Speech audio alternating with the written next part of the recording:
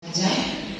Laporan Komisi Pekabaran Injil Klasis Kolonodale tahun pelayanan 2004-2025. Pendahuluan, puji dan syukur kami panjatkan kepada Tuhan Yesus Kristus, Sang Kepala Gereja, yang terus menganugerahkan waktu dan kesempatan, terutama kesehatan, sehingga sampai dengan saat ini kami dapat menjalankan tugas dan tanggung jawab pelayanan sesuai dengan apa yang telah direncanakan. Hanya bencana petir yang menimpa gedung gereja Jemaat Exodus Togomulia, maka berdasarkan keputusan Rapat Koordinasi Majelis Klasis dan Pendeta Seklasis Kolonodale pada bulan Maret 2025, Komisi Pekabaran Injil Klasis Kolonodale akan melaksanakan pekerjaan perbaikan menara dan bagian dari gedung gereja diberikan secara berturut-turut melalui celengan puasa yang diperuntukkan bagi kelancaran tugas pekerjaan pelayanan Komisi Pekabaran Injil. Kami sangat menyadari tanpa bantuan saudara-saudara sekalian, kami tidak dapat berbuat apa-apa. Juga ucapan terima kasih bagi semua anggota Komisi Pekabaran Injil dan simpatisan lainnya atas semua pengorbanan waktu, daya, dan dana. Sebagai pengurus, kami tidak dapat membalas semua jerih rela saudara-saudara terus melanjutkan kemitraan dengan UM Malingku, di mana di sana kita telah diberikan lahan, dan pada beberapa bulan yang lalu kami sudah ke sana melaksanakan pekerjaan penebangan hutan dan pemanasan seluas 2 hektar. Selanjutnya sebenarnya sudah akan dilanjutkan dengan pekerjaan kumpul bakar dan penggalian media tanam, karena rencananya akan ditanami kelapa sawit. Namun karena curah hujan yang sangat tinggi akhir-akhir ini, belum pernah ada kesempatan atau pekerjaan kumpul bakar itu belum bisa dilaksanakan. Tetapi penebangan pohon dan pemanasan sudah terlaksana seluas 2 hektar. Selanjutnya seperti dan pembuatan pintu, karena kami melihat ya pintu juga akibat gempa dan juga memang agak kurang pas pintu yang ada dengan ukuran 2x2, kami rasa itu tidak estetikanya kurang baik, sehingga dengan adanya dana kami merubah pintu yang ada. Sudah selesai pembuatan kunseng dan daun pintu, dan rencana besok kami akan menyelesaikan semua pekerjaan tersebut. Itu yang pekerjaan fisik. Kemudian sumber dana, ya kita bisa lihat saldo kami di dana bencana petir. Ya, beberapa bulan lalu ya setelah kena gempa bencana petir ini, jemaat-jemaat mengumpulkan dana dan Pekabaran Injil.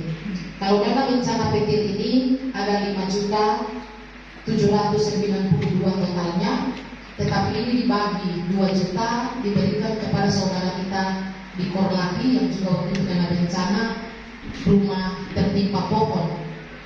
Iya, rumah tertimpa ini untuk beberapa jemaat, tetapi juga lewat rapat saat itu dinyatakan bahwa semua dana ini diserahkan ke jemaat toko, dan kembali toko menyerahkan ke Komisi Pekabaran. Bagaimana jalanan puasa ini mungkin nanti akan dijelaskan oleh PPP, sehingga total dana yang ada 23 juta. Kemudian pengeluaran ya kita bisa lihat bahwa mereka membantu melaksanakan pekerjaan kita. Kemudian juga telah diberi 1 unit penangkal petir untuk jemaat toko, dan bahan lainnya seperti pintu, semen, atrus, dan lain-lain. Untuk kita dan menurut semua surat-suratnya Bapak Matius, ya dulu itu kepala suku di sana. Kami merasa peduli, walaupun sebenarnya kami ingin sekali ke sana saat itu, tetapi karena tugas yang sangat banyak tidak hanya perwakilan yang bisa hadir di sana. Demikian sehingga saldo kami sampai dengan saat ini masih ada 4.679.000. Semoga ini dapat kami pergunakan dengan sebaik-baiknya, terutama penyelesaian tanggung jawab untuk gereja toko, dan tentunya nanti mungkin ada lagi tugas-tugas pekerjaan lainnya. Demikian laporan dari kami ucapkan terima kasih. Ya, akan membantu dari segi fisik untuk di daerah perkabaran Injil. Jadi di tim ini lebih banyak tukang, bukan penginjil. Jadi supaya bisa dipahami bahwa tim ini bekerja dalam hal perkabaran Injil melalui keahlian mereka, itu yang mereka kabarkan. Sehingga mitra kita dengan UM Malingku tetap masih. Almarhum Pak Matius menyumbangkan 2 hektar kebun untuk kebun basis GKS Kondale, sudah dibongkar dan sebagainya. Nah, waktu lowong-lowong kemarin dalam pekerjaan ini ada permohonan dari toko dan sebagainya, dan ada satu yang ingin saya tambahkan berkaitan dengan bantuan banjir. Kemarin juga korban eklesia sempat diserahkan bantuan 3 juta itu. Ya. Membacakan program tahun pelayanan 2024-2025. Segala puji dan hormat hanya dapat kami persembahkan kepada Tuhan Yesus Kristus. Mengaktifkan kunjungan Yasmin ke sekolah-sekolah dalam pertemuan komite. Nonaktifkan laporan bulanan sekolah ke Yayasan Pendidikan. C. Bidang keuangan. 1. Melanjutkan iuran per anak per guru PNS sekolah per tahun. 2. Tetap melaksanakan terobosan usaha dana.